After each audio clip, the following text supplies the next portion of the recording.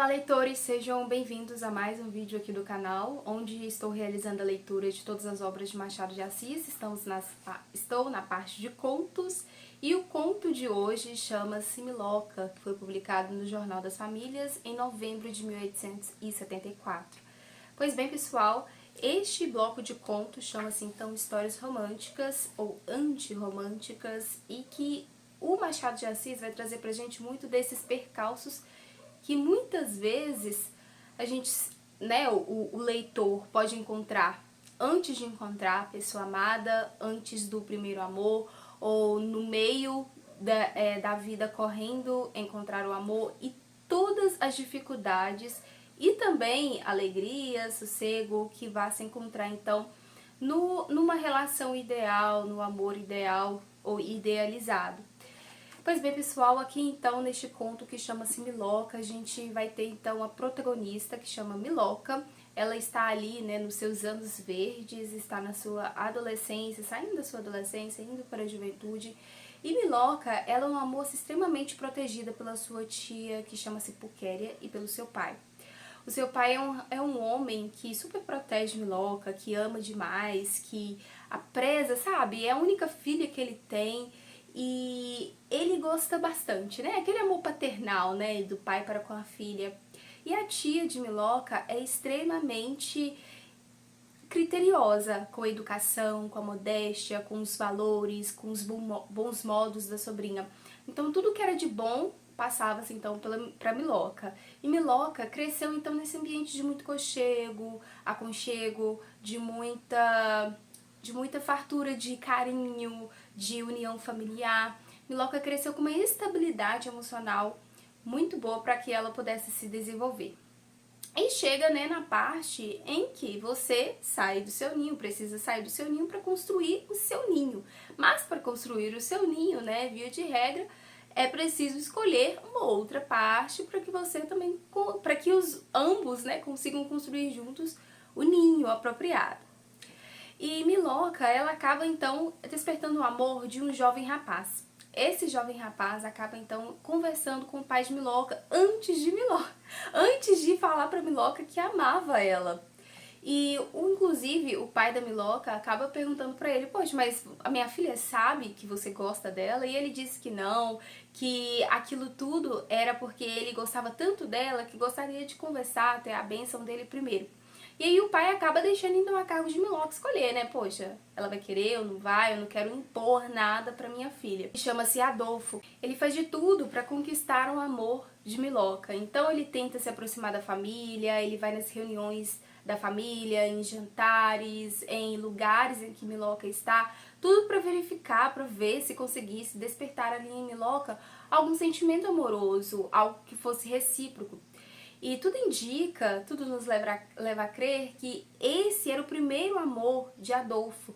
Então ele parece que nunca tinha amado outra mulher e que Miloca era a primeira moça que ele tinha dado ali as suas afeições, prestado a sua total devoção, a sua atenção.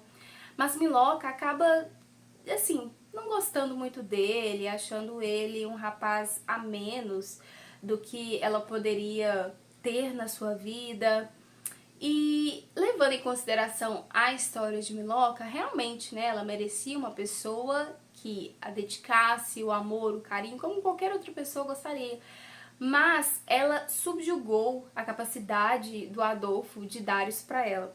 E passados anos, gente, então a tia de Miloca vem a falecer e o pai também. Miloca acaba ficando sozinha. Miloca, após o falecimento então da sua família, ela acaba morando com uma amiga muito próxima, muito íntima dela. E essa amiga acaba conversando com ela: poxa, você precisa se casar, você precisa, construir a sua vida. E ao mesmo tempo que ela dava conselhos sobre casamento, ela também falava que a Miloca poderia ficar na casa dela pelo tempo, que achasse importante, que se recuperasse ali da fase do luto. E olhem só, gente, quem retorna a história novamente? Quem retorna a história novamente é justamente Adolfo, Nessa de procurar pretendentes, de ver pretendentes, a melhor escolha, Adolfo retorna novamente. Mas, ao contrário de como Miloca acharia que Adolfo reapareceria, Adolfo reaparece, mas de uma forma muito espertalhona, um rapaz que não está com aquela mesma essência de que quando ela encontrou pela primeira vez. Então ele estava mudado. E dadas essas circunstâncias da rejeição, da tristeza que provavelmente Adolfo passou, né, pela rejeição ali daquele primeiro amor, ele não estava mais com aquele encanto por Miloca, por aquele desejo, aquela ternura, aquela pureza por Miloca. Então tudo que ele queria era Miloca e talvez outras mais.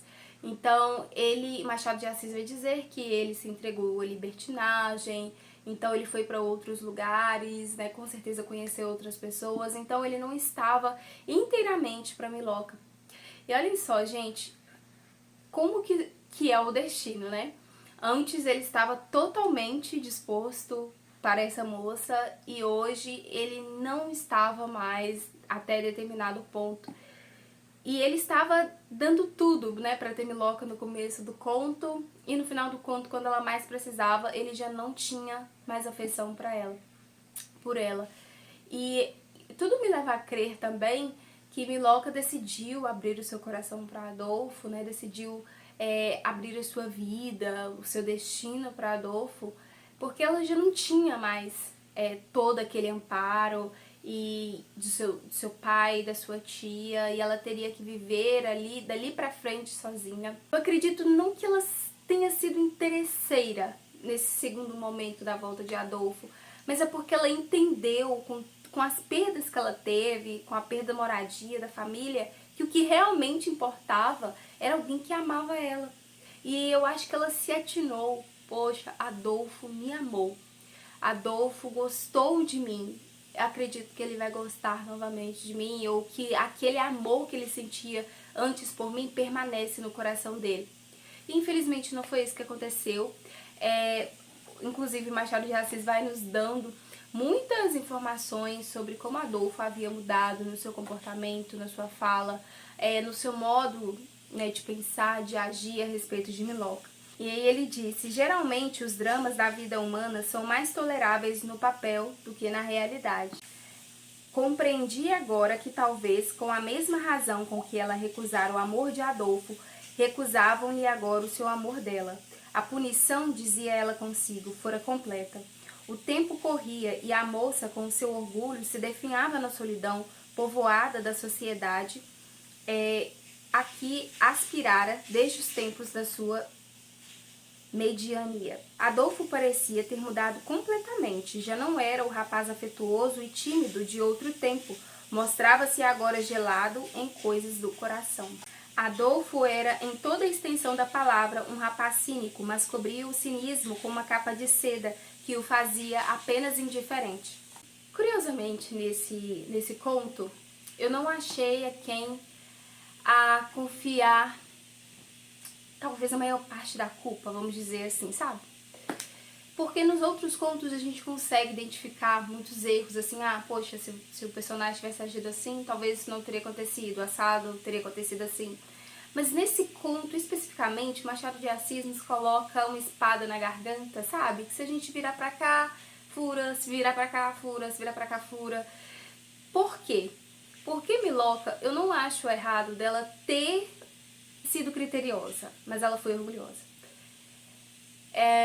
E Adolfo, eu entendo o primeiro amor dele, mas depois ele já não estava acreditado no amor por conta da rejeição que Miloca fez pra ele, né? Então tem essa questão de primeiro amor, da primeira devoção e tudo mais. E aqui vai dizer pra gente então um final muito triste, gente, um final que Miloca acaba então, né, se entregando para Adolfo, né? Os dois acabam indo embora, mas depois Adolfo vai embora para Europa e não leva Miloca. E Miloca misteriosamente acaba desaparecendo. E o final é tão triste que vai dizer o seguinte: Miloca desapareceu tempos depois. Uns dizem que se foram à cata de novas aventuras, outros que se mataram. E havia razão para ambas essas versões. Se morreu, a terra que lhe seja leve.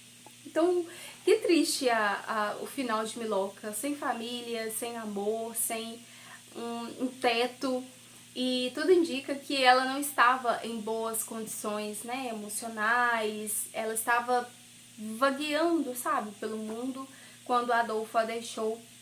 E apesar de ter uma amiga, um lar da sua amiga para poder estar retornando, é como se ela não aceitasse aquela ajuda, é como se ela se achasse indigna de aceitar aquele lar confortável com a família já formada.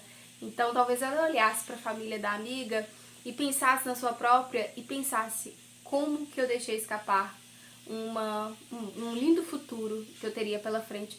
Gente, esse conto eu achei tristíssimo. Entre todos, eu acho que esse foi o mais triste dos histórias românticas do Machado de Assis, com certeza. Principalmente por esse fim, porque a gente não sabe. Machado de Assis não nos dá uma resposta do que aconteceu com Miloca. Se ela morreu, se ela se matou, se ela... onde que ela está, se ela se casou. Então a gente fica... O que aconteceu com Miloca? Ninguém sabe, Machado não nos contou e nós ficamos nessa dúvida. Enfim, fica aqui essa reflexão do Machado de Assis, como todos os outros contos ele vem trazendo isso pra gente, sobre a importância da decisão certa e na hora certa.